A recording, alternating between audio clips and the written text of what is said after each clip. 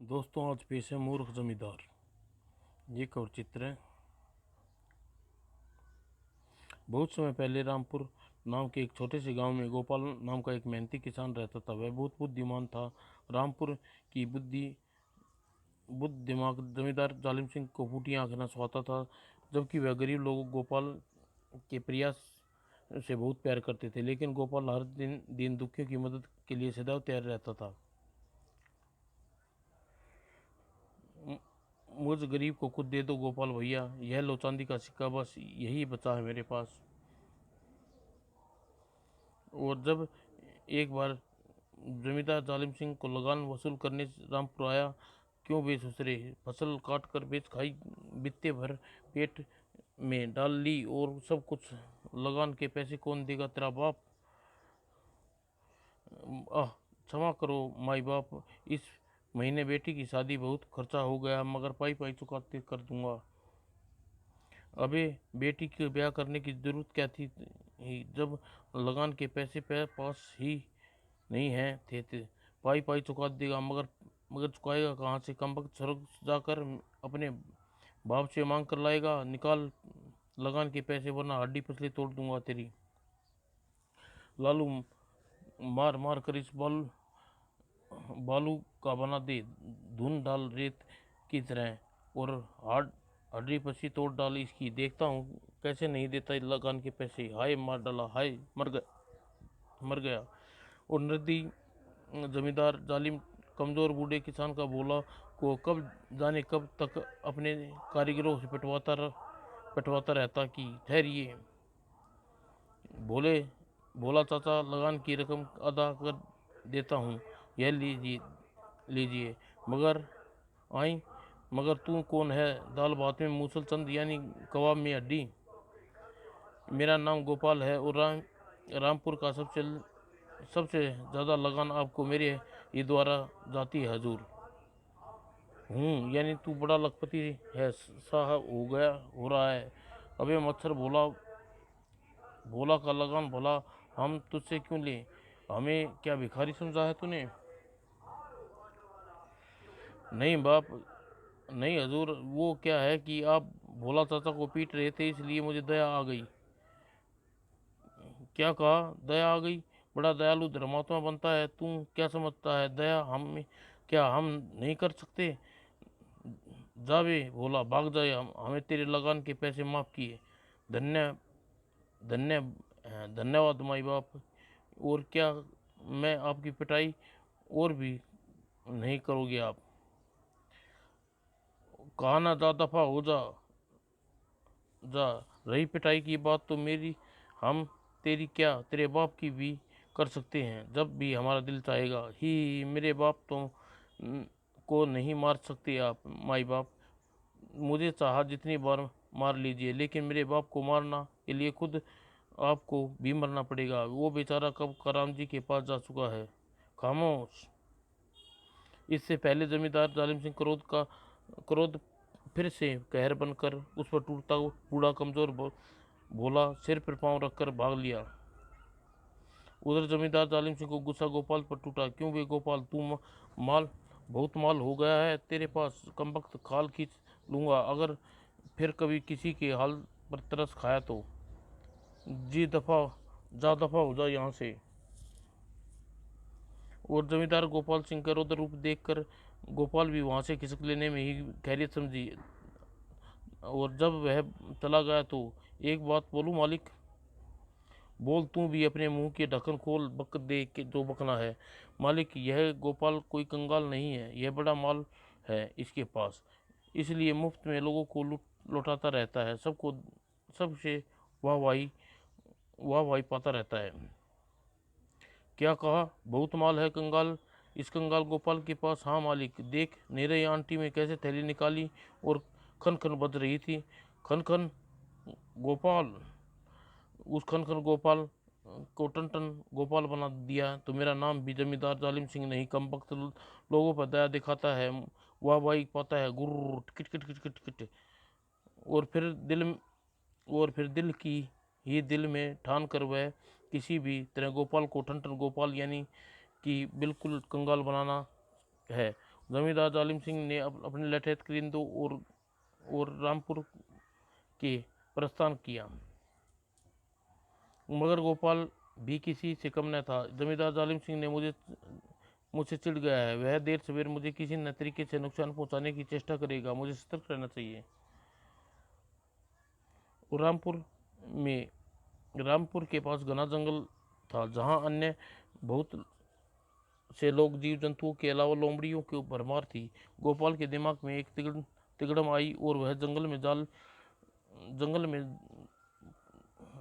पहुंचा। जंगल में एक जगह जाल बिछाकर पेड़ पर चढ़ कर बैठ गया। अब मुझे लोमड़ी का कोई झुरमुट यहाँ से गुजर रहे दो चार लोमड़ियाँ जाल में फंस जाएं तो बात बन जाए। और जैसे ही गोपाल को उम्मीद थी कि लोमड़ियाँ अचानक उसके उस तरफ आ निकली और जाल में रखे ताजे ताजे फल देखकर उन 3 लोमड़ियाँ लालच की मारी जाल में फंस गई। उन लोमड़ियों को जंगल से बाहर अपनी बैलगाड़ी में डालकर बैलगाड़ी को हाँकता हुआ गोपाल अपने घर पहुंचा। और गोपाल ने 3 लोमड़ियों को अपने मकान के पिछवाड़े अलग अलग खूंटों से बांध दिया। और अगले दिन पालतू कुत्तों की तरह पट्टे डालकर गोपाल ने लोमड़ी के साथ लेकर गांव में घूमने निकला। अपनी माँ को गोपाल ने बताया कि उसे लोमड़ियों के बारे में कुछ न कहना, यदि कुछ ज़्यादा पूछताछ करे तो यही कहना कि गोपाल का दिमाग खराब हो गया, जो कुत्तों की जगह लोमड़ी पाल ली है। और खेत में काम करते गोपाल लोमड़ी को एक पेड़ से बांध दिया। कुछ ही दिनों में लोग आश्चर्य और शांत हो जाएगा। कुछ ही दिनों में लोगों का आश्चर्य शांत हो जाएगा। जो मुझसे लोमड़ी के बारे में पूछते हैं उनसे यही कहूँगा कि एक लोमड़ी पाल ली है। और लोग शुरू से ही मुझे बेवकूफ़ कहते हैं, मगर लोमड़ियों को से मुझे क्या फ़ायदा उठाना है यह बस मैं ही जानता हूँ। और दोपहर का खाना खाने जब घर लौटा तो पहले लोमड़ी के साथ घर में आता देख उसके लिए खाना और फिर चलते वक्त दूसरी लोमड़ी के साथ लेकर खेत में जा पहुंचा। और इस तरह शाम को खाना खाने के बाद फिर टहलने आया तो तीसरी लोमड़ी को अपने साथ ले गया। और शुरू में कुछ दिनों तक लोमड़ियाँ उछल कूद मचाती रही, फिर धीरे धीरे शांत होने लगी। और गोपाल का मकान काफ़ी बड़ा था और घर में सिर्फ 2 प्राणी थे, वह उसकी माँ। अतः घर में 3 लोमड़ियाँ होने की बात गांव में किसी व्यक्ति को न पता चली। शुरू में गोपाल ने लोमड़ियों के साथ लिए टहलता देख गांव वाले लोगों मजाक उड़ाया, फिर किंतु बाद में, क्यों भाई गोपाल, तुम्हारी लोमड़िया का क्या हाल है? देख लो चाचा, बिल्कुल गऊ सी शांत रहने लगी थी। और उधर जमींदार जालिम सिंह ने भी गोपाल को परेशान करने की योजना बना ली थी। वह एक दिन अपने बहुत से लठैतों और कारिंदों के साथ गोपाल के घर पहुंचा। गोपाल और घर में मौजूद गोपाल ने जैसे ही जमींदार जालिम सिंह की आवाज़ सुनी, गोपाल ने तुरंत अपनी बूढ़ी माँ को समझाया और एक लोमड़ी के साथ पिछवाड़े के दरवाजे से अपने घर से निकल गया। उधर गोपाल को बाहर जाते देख उसकी बूढ़ी माँ बाहर निकली। राम राम बड़े राजा, बड़े दर्शन दिए हम गरीबों को। बुढ़िया बहुत अच्छे स्वभाव की है, मुझे बड़े राजा कह रही है। ही क्रोध है, इस पर क्रोध करना उचित नहीं है। मगर गोपाल कान खोल कर खन खन गोपाल उसी को ठन ठन गोपाल यानी कंगाल बनाने यहाँ आया हूँ। अभी पूछता हूँ बुढ़िया से, ए बुढ़िया गोपाल कहाँ है? वह तो खेत में गया होगा बड़े राजा, सुबह शाम बस खेतों में ही खटकता रहता है खेत में, मगर अभी तो उधर से आ रहे हैं तब वह वहाँ नहीं था। अपने ध्यान से नहीं देखा होगा बड़े राजा, या फिर वह कमबख्त किसी पेड़ के पर चढ़कर सो गया होगा। पेड़ पर, हाँ यहाँ तो हो सकता है। चलो कालू, हम खेत पर चलकर उसे पकड़ते हैं। और जमींदार जालिम सिंह को गोपाल की तलाश करता हुआ खेत में जा पहुंचा। आई यह लोमड़ी, इसे तो बांध रखा है गोपाल ने खेत में ही है, और गोपाल किसी पेड़ पेड़ पर नहीं, पेड़ के पास एक छांव में बैठा जमींदार जालिम सिंह को कुछ क्षणों में उसके निकट पहुंचा। अरे जमींदार आप? हाँ, मैं तुम्हारा बाप। कहिए कैसे दर्शन दिए? लगान तो आप पिछली बार दे गए थे। लगान क्या बकता है कंगाल, मैं तेरे खेत में 200 मन गेहूं और 100 मन बाजरा हुआ था। तूने बता दिया कि 20 मन गेहूं और 10 मन बाजरा। तो ठीक है, ठीक ही तो दिया है जमींदार साहब। कायदे से पैदावार का 10वां हिस्सा लगान में अब लेते हैं आप। खामोश बदतमीज, हमसे जुबान लड़ाता है, जुबान खींच ली जाएगी तेरी। रही बात कायदे कानून की, किसान छोटे किसान के लिए है जिसके खेतों में पैदावार 10-20 मन की होती है, और तुझ जैसे बड़े किसानों को लगान पैदावार आधा हिस्सा लिया जाएगा। यह हमारा आखिरी फैसला है। क्या ये बस एक एक बार जमींदार जालिम सिंह की बात सुनकर गोपाल के होश पुख्ता हो गए, किंतु उसने खुद को संभाल कर निम्रतापूर्वक जमींदार जालिम से बोला, जैसा आपका फैसला सिर माथे पर जोर, आप कहेंगे वैसा ही करेंगे। हम तो प्रजा है आपकी, मगर अंधाता मगर आप सब लोग मुझे गरीब और कुटिया में भोजन के लिए पधारे तो बड़ी कृपा होगी। मालिक, दोपहर में खाने का वक्त होने वाला है। यम यम, भूख तो मुझे भी लगी है। मुझे तो भोजन के नाम से ही भूख लगाई मालिक। गोपाल का माल मुफ्त में ढकारने का ख्याल जमींदार जालिम सिंह को मन ही मन प्रसन्न हो उठा, मगर वह प्रगट में लापरवाही जताते हुए बोला, ठीक है, भूख तो नहीं है, फिर भी अगर तुम जिद करते हो तो तुम्हारा मेहमान नवाजी कबूल किए लेते हैं। और तुरंत ही गोपाल ने पेड़ पे बंधी लोमड़ी को खोला और गले में पट्टा निकाल कर बोला, जा मेरी प्यारी लोमड़ी, जाकर घर जाते ही मोटी मोटी जंगली मुर्गियां पकड़ कर लेती आओ, और घर में माँ के से कहना खूब लजीज खाना और हलवा, चावल और छोले सब बना कर रखी। आज जमींदार हमारे घर पर आ, आ रहे हैं। अरे यह क्या कर रहे हो गोपाल? अरे यह तो भाग जाएगी, यह तो अच्छा होगा। माँ जल्दी से खबर मिल जाएगी कि हमें भोजन के लिए इंतजार नहीं करना पड़ेगा। लगता है पागल हो गया है तुम। एक लोमड़ी जिसे तुम रस्सी से बांध कर रखा है, वह खुला छोड़ने के बाद क्या तुम समझते हो तुम्हारे पास वापस लौट आएगी? ही लोमड़ी जैसे ही धूर्त प्राणी को तुमने कुत्ता समझ रखा है क्या? मेरी लोमड़ी 1000 कुत्तों से बढ़कर है हजूर। मेरे पास सबसे मूल्यवान चीज है यह एक है लोमड़ी, और मूल्यवान ही तुम्हारी बात सुनकर हंसी मेरी तो हंसी ही नहीं रुक रही गोपाल। उधर उसके बाद जमींदार जालिम सिंह और कारिंदों के साथ गोपाल अपने घर की तरफ बढ़ गया। घर में रास्ते भर जमींदार और लठेत गोपाल की लोमड़ी के मूल्यवान बताने जाने पर बात पर हंसी और टाके लगाते रहे। गोपाल खेत से काफ़ी दूर तक फैले हुए थे। आराम से टहलते टहलते हुए जमींदार व उसके लठैत कारिंदे जब गोपाल के साथ उसके घर पहुंचे तो गोपाल की माँ दरवाजे खोला। अरे आ गई आप लोग, आइए अंदर आइए, मैंने खाना तैयार कर लिया है।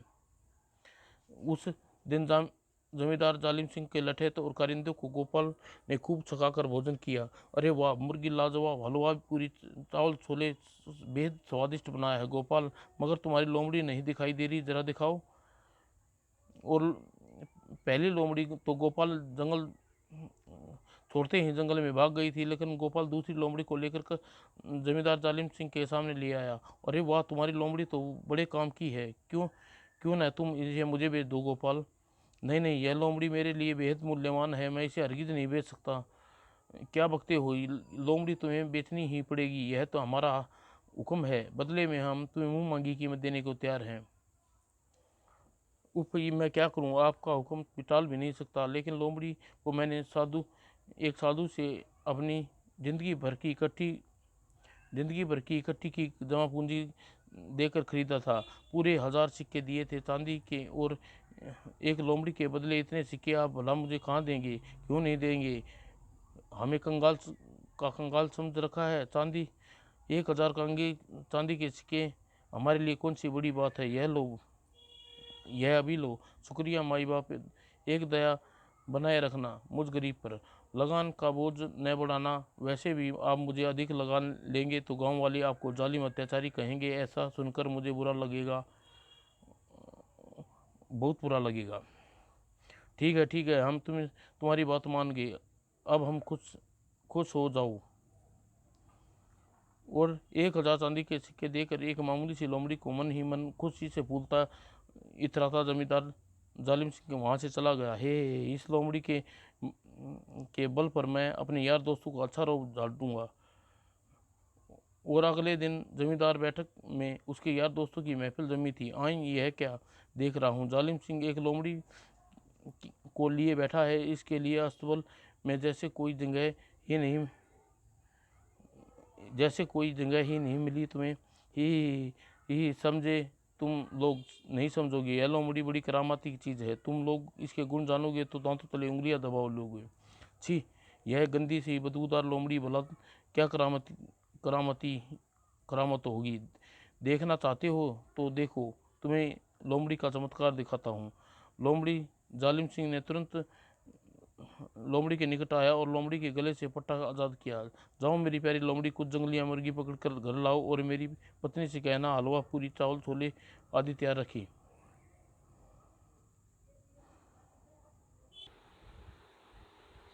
जमींदार ने जालिम सिंह ने लोमड़ी को जैसे ही रस्सी से आज़ाद किया, लोमड़ी ने छलांग लगाई और एक छलांग में बैठक से बाहर निकल गई। ही, अब देखना तुम इस लोमड़ी का चमत्कार।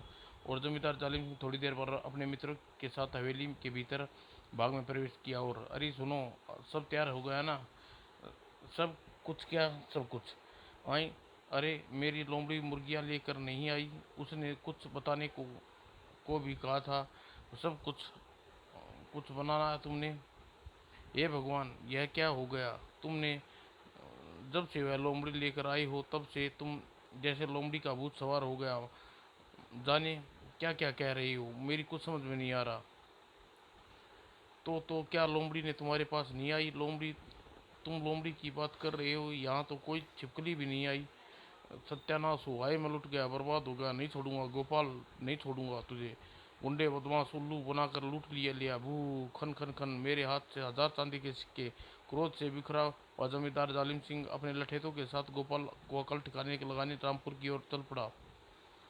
और ठीक उसी समय गोपाल की माँ जमींदार जालिम सिंह की मूर्खता पर कहके लगा रहे थे। वाह, तुमने भी कमाल कर दिया, सब कुछ बड़ी जल्दी तैयार किया।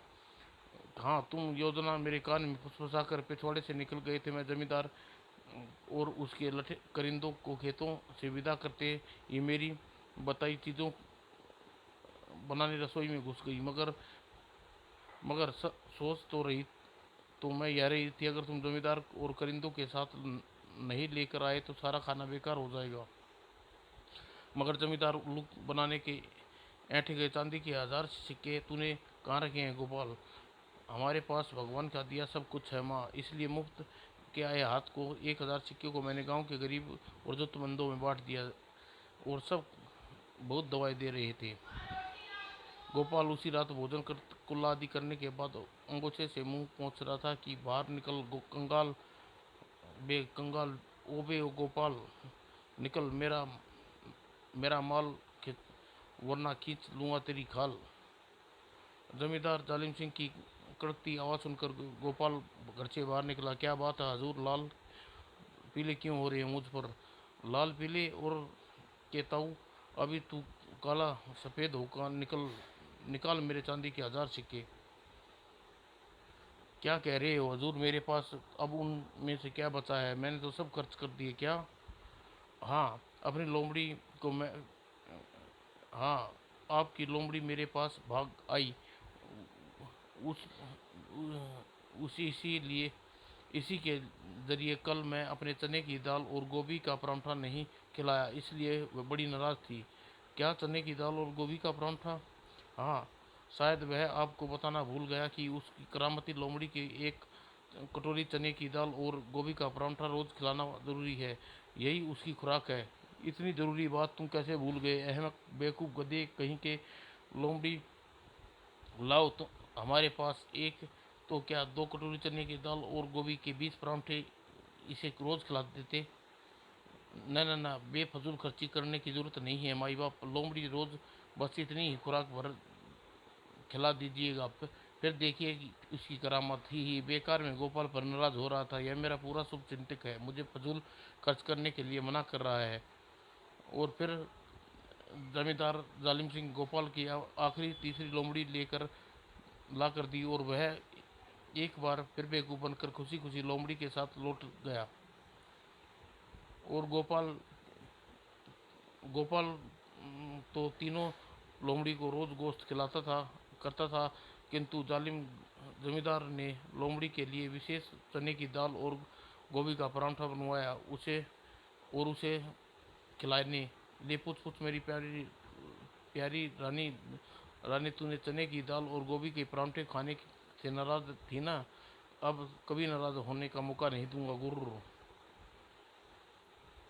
और रोज गोश्त खाने की अभ्यस्त लोमड़ी चने की दाल और परांठा अपने सामने पेश कर क्रूर हो उठी। और जमींदार जालिम सिंह कर कुछ जालिम सिंह ने कुछ और समझा। अच्छा समझा, तू खूटी से बंधी हुई है इसलिए नाराज है, और खूटी को खोल देता हूँ, आराम से खिलाऊंगा चने की दाल और गोभी का परांठा। और जालिम जमींदार ने अक्लमंदी दिखाते हुए जमींदार जाल जालिम सिंह ने लोमड़ी को जैसे ही खोला, बिखरी लोमड़ी गुर्राते हुए उस पर झपटी और लोमड़ी गले में पड़ी रस्सी सहित छलांग मारकर बाहर निकली जालिम सिंह ने के यहाँ से। अरे मारो, अरे अरे कोई रोको, पकड़ो कालू, हरिया, लुआ। और जब जालिम जमींदार के लठे तो वहाँ पहुँचे तो लोमड़ी 9-11 हो चुकी थी। आपने पुकारा मालिक, अबे थोबड़ा किसने बिगाड़ा मालिक, क्या उठिए हमें देते हैं सारा मालिक। आए तुमने मुझे सहारा देकर उठाया, भगवान तुम्हें उठाए कमबख्तों। अब आए हो। लोमड़ी 9-11 हो गई। क्या लोमड़ी भाग गई? उफ गोपाल, सचमुच आपको ठग लिया मालिक। कंगाल गोपाल की यह मजाल, सचमुच ठग लिया। अगर मैं उसे खान पान गोपाल गोपाल के ठन ठन गोपाल ने बना तो मेरा नाम जालिम सिंह नहीं। क्रोध में दनादनाते जालिम गोपाल और उलटे तक करिंदों रामपुर पहुंच गए और गोपाल के यहाँ। अरे छोड़ दो मुझे, अरे कोई मेरे लाल को बचाओ। और गोपाल की बूढ़ी माँ रोती चलाती, मगर निर्दयी जालिम सिंह ने दिल में पसीजा नहीं। गोपाल की माँ के मकान को उस मकान में बंद करके कुंडी लगा दो और बांध दो, इस के चक्की के पाट से पड़ा रहने दो रात भर यहाँ। जाड़े में ठुठरी का बुखार न चला गया तो कमबख्त जालिम सिंह को ही झूठ देने चला था। अब आएगी इसके नानी याद। आखिर गोपाल को चक्की के पाठ पर बांध दिया गया। उफ, ठंडी हवा चल रही है, सर्दी के कारण मेरे कान भी बज रहे हैं। फिर जमींदार जालिम सिंह के लठे करिंदे वहां से चले गए। अड़ोस पड़ोस के सभी वासियों यह चेतावनी देते कि किसी ने गोपाल को चक्की के पाठ से खोलने तो उसी खालू दे दी जाएगी। ठंड के कारण गोपाल के दांत बजने लगे, किट किट किट किट किट। इस तरह रात भर ठंड के कारण मेरी जान चली जाएगी। और अचानक गोपाल ने एक उपाय सूझा। मेहनत करने की तो मुझे आदत है, मुझे उम्मीद है रात भर चक्की चलाता रह चक्की को चलाता रह सकता हूँ। और गोपाल चक्की के पाट को घुमाना शुरू कर दिया। और चक्की के पाट घुमाते ही गोपाल को दम फूलता रहा और चक्की के पाट घुमाना बंद नहीं किया। और उसे बहुत सर्दी महसूस हुई। उल्टे वहाँ पसीने से नहा गया। और सुबह जब जमींदार के जालिमों ने अपने लठेत करिंदों के साथ गोपाल का हाल देखा तो वहाँ आया तो जालिम के घोड़े की टापों की आवाज़ सुनकर गोपाल चक्की के पाट घुमाना बंद कर दिया। और जालिम जमींदार अपने लठेतों करिंदों के साथ गोपाल के निकट पहुंचा। अरे इसके शरीर से तो पसीना बह रहा है मालिक। पसीना क्या मतोलिया, जिंदा है इसने मुझे। अरे मुझे कोई एक पंख तो ला कर दो। क्या यह पंख पंखा मांग रहा है मालिक। क्या? हाँ, देख नहीं रही मुझे पसीने कितनी बुरी हालत हो रही है मेरी। पसीना? हाँ हाँ, पसीना आ रहा है तुम्हें, मगर इतनी सर्दी में सर्दी लगे हमारे। सर्दी होगी तुम्हारे लिए, मेरे लिए तो मेरे परदादा ने जी ने चमत्कारी बलियान बलियान पहना रखी है। ऊपर इतनी गर्मी। मेरे पिताजी ने कहा था कि बेटे, जब कभी बर्फ पहाड़ी पर जाओ तो इसे तभी इसे पहनना। मेरी बुद्धि खराब हुई, जो मैं शौक शौक में मैंने कल यह बलियान पहन ली। गोपाल के परदादा जी की बलियान ऐसी करामती, यह जानकर जमींदार जालिम सिंह के सिर पर एक बार फिर गया, और वह बेसैद और चाशनी भरे शब्द में गोपाल से बोला, ही देखो भाई गोपाल, मैंने हमारा तुमने हमारा बहुत अब तक का झगड़ा खत्म। बस यह अपने परदादा के बलियान मुझे मुझे देनी पड़ेगी। और जमींदार गोपाल को बंधन खोल दिए, और गोपाल जमींदार से बोला, नहीं नहीं, यह गजब कर रहे हो आप माई बाप, यह तो हमारे पुरखों की निशानी है। मैं आपको आपको यूं ही दे नहीं सकता। पुरखों की आत्माएं का अपमान समझेंगी, बुरी रूह बनकर मेरे चारों ओर भटकती रहेंगी। मेरी बूढ़ी माँ तो मेरे सिर पटक पटक कर जान दे देगी। कुछ भी कहो, यह बलियान तो मुझे दे देनी पड़ेगी। तुम चाहो तो इसके बदले में तुम्हें जो कीमत चाहते हो वो ले सकते हो। कीमत की तो बात करते हो हजूर, रख रखाव में पिछले 5 साल से 1000 चांदी के सिक्के मैं खुद खर्च कर चुका हूँ। इससे पहले मेरे पिताजी भी बहुत बहुत। तुम्हारे पिताजी ने क्या खर्च किया होगा? कुछ नहीं लेना देना। अपने अपने खर्च किए हुए 1000 सिक्के तुम हमसे ले सकते हो।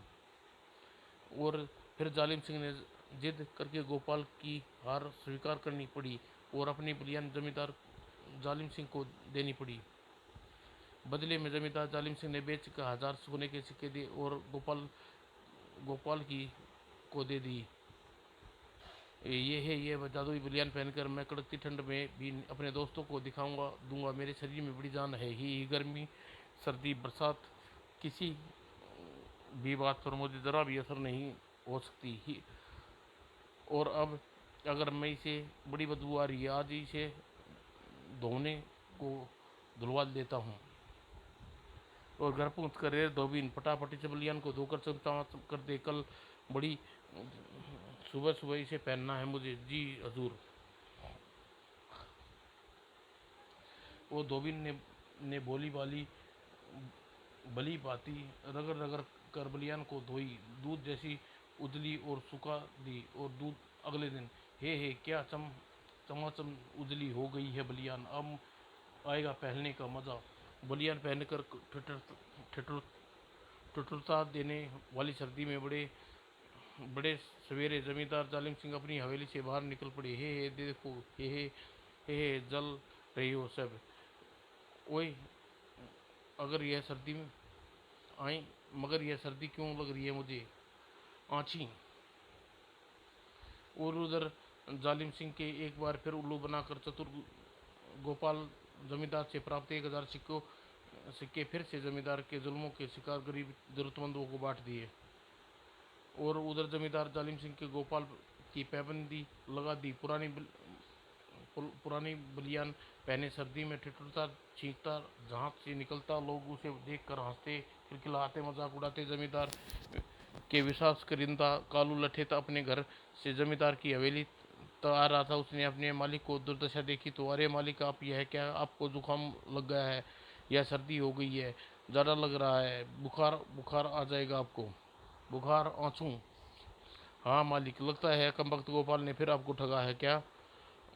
और फिर उस रोज़ मजाक का पात्र जमींदार जालिम सिंह जुकाम और सर्दी की दवा लेने के लिए वैद्य तुरंत मलिक जी के 50 सिक्के का चूना लगा दिया। और जालिम जमींदार को क्रोध का ठिकाना न रहा। नहीं छोड़ूंगा आज कम वक्त को, ठन ठन गोपाल की खाल खिंचवा दूंगा। चलो रामपुर चलो।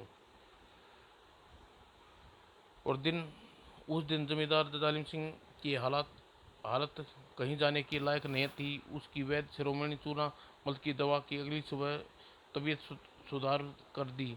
और वो भरी दोपहरी में जमींदार जालिम सिंह अपने लठैत करिंदों के साथ पहुंच गया रामपुर। और गोपाल इस समय अपने खेतों में काम कर रहा था जब जमींदार के लठैतों ने अचानक उसे कसकर दबोच लिया। अरे छोड़ो मुझे, छोड़ो, हाय हाय, अरे पकड़ लो इस खुरदरी खाल के ठन गोपाल कमबख्त मेरे माल को मालामाल होकर धन्ना सेठ बनने जा रहा था। आज इस अकल के निगोड़े की रहा मेरोड़े हमेशा हमेशा के नदी में छोड़ देता हूँ और बांध दो इसे पाजी को एक एक बोरे में। जालिम के करिंदे ने गोपाल को बलपूर्वक ठूस कर बोरे में मुंह बांध दिया। मालिक, बोरे में बांध कर नदी में फेंकवाने में कौन जाने कि फिर से किसी जादू टोने से बच जाए, इसलिए इसे भारी पत्थर पत्थर बांध देना ठीक रहेगा। ठीक कहता है रे छोरे, ले चलो इसे कमबख्त को नदी किनारे। जो आ गया मालिक। और कालू, अरे कालू कहाँ, यहाँ कोई भारी पत्थर दिखाई नहीं दे रहा। ऐसा करो, का लट्ठा पेड़ पर लटका दो और किनारे किनारे पर खड़ा इस पेड़ को काट कर नदी में गिरा दो। हे भगवान, हे भगवान, समय चीखना चिल्लाना व्यर्थ है। मेरी भरी दोपहरी में कौन पुकार सुनकर आएगा और जमींदार की दुश्मनी मोल लेगा। हिम्मत से काम लेना होगी। और जमींदार जालिम के कारिंदों ने बोरे को मुंह से लपेट दिया और नदी के किनारे उस पेड़ से तना काटने लगे और तने का प्रहार करने लगे। हे भगवान, अगर मैं किसी गरीब को दुखी को सताया तो कभी किसी के साथ अन्याय किया हो तो मेरी बूढ़ी माँ तुम पर भी अन्याय न करना, उन बेसहारा न कर देना प्रभु। किंतु पेड़ की भारी भरकम तना भला इतनी आसानी से जल्दी कहाँ कटना था। जमींदार जालिम करिंदे पेड़ पर वार करते रहे, बुरी तरह हाँफने लगे। कुछ देर बाद मालिक, पेड़ तो बड़ा मजबूत है, काटते काटते शाम हो जाएगी।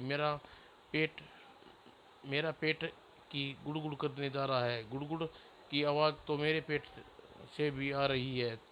क्या मुझे मुझे और तुम्हें दोनों को गुड़गुड़ खाने के लिए कहीं चलना चाहिए? अरे मालिक, आपका मतबल है कि भूख लग रही है और मुझे भूख लग रही है, हम सब भूख लग रही है, तो फिर क्यों ना हम पहले कुछ सब लोग अपना पेट भर ले।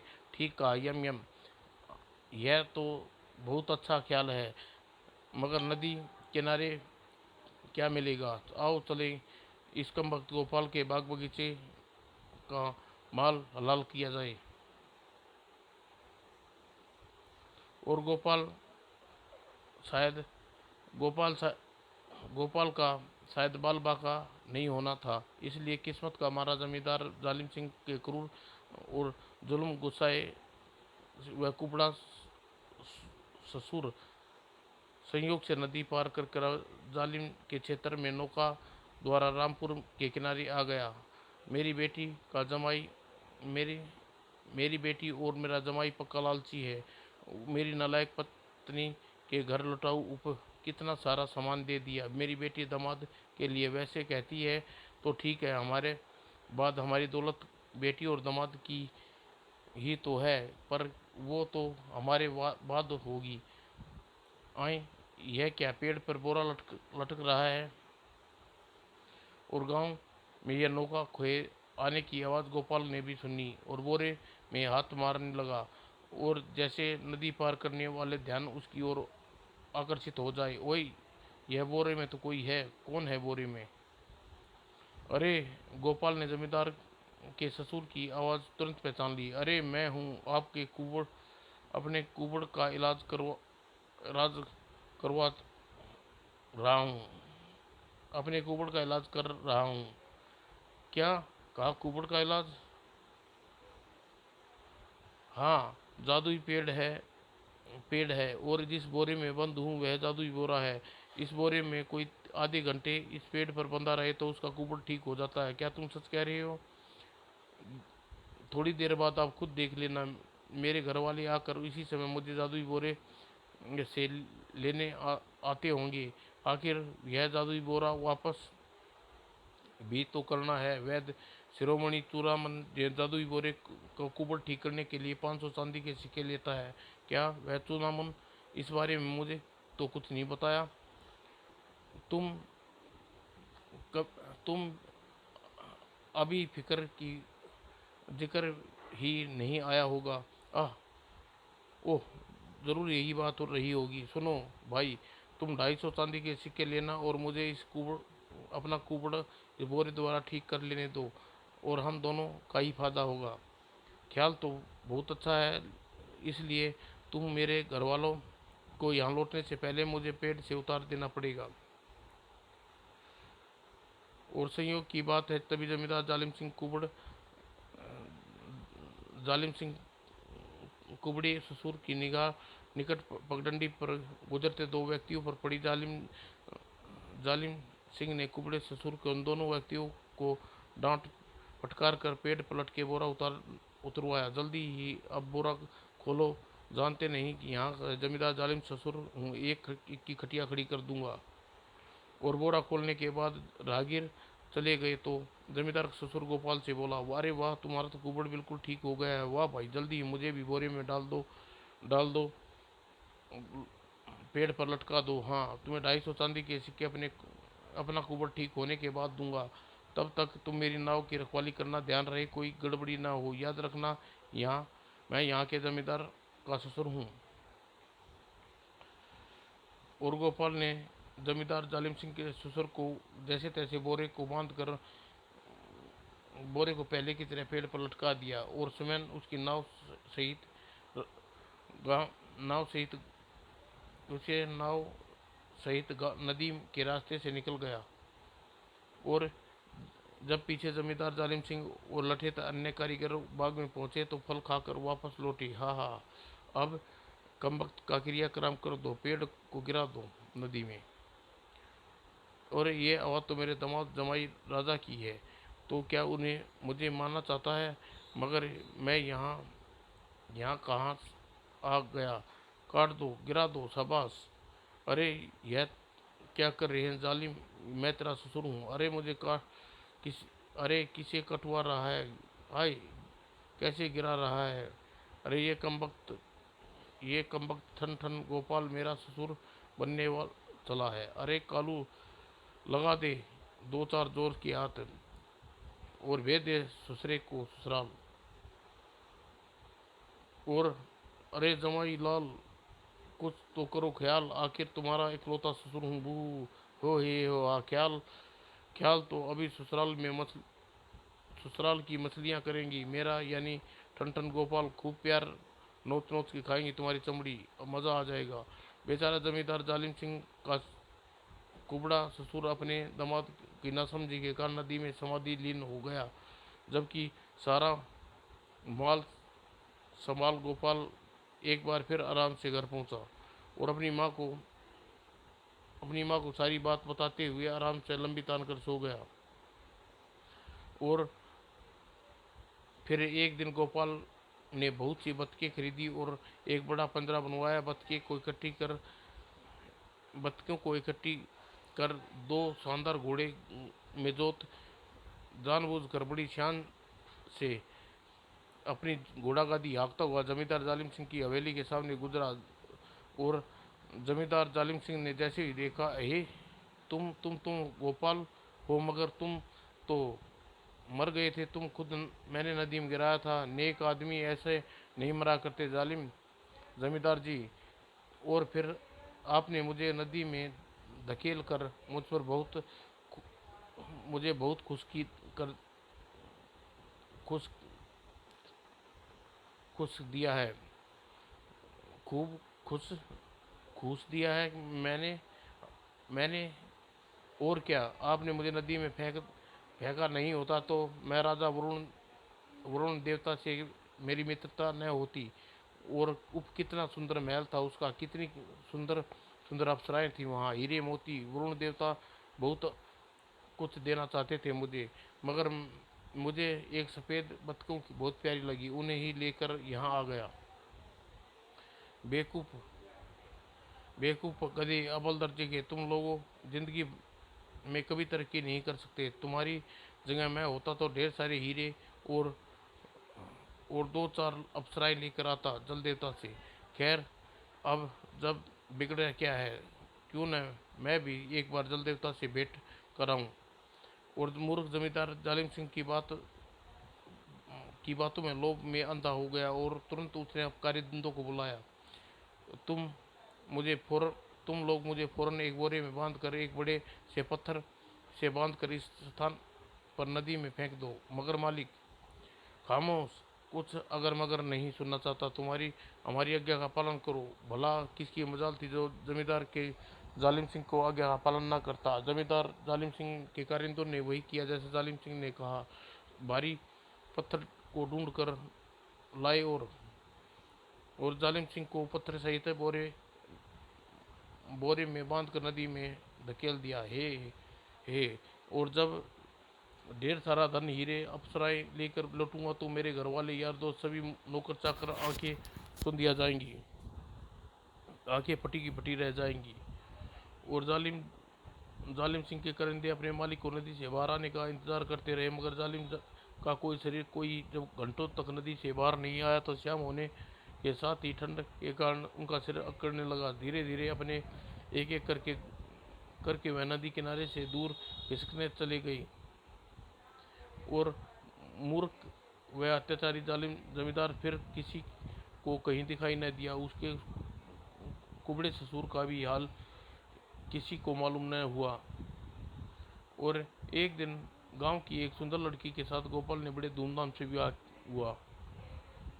और फिर हमेशा हमेशा निर्धन जरूरतमंदों की मदद करते हुए सुखपूर्ण बेफिक्री के साथ दिन बिताने लगा। समाप्त दोस्तों।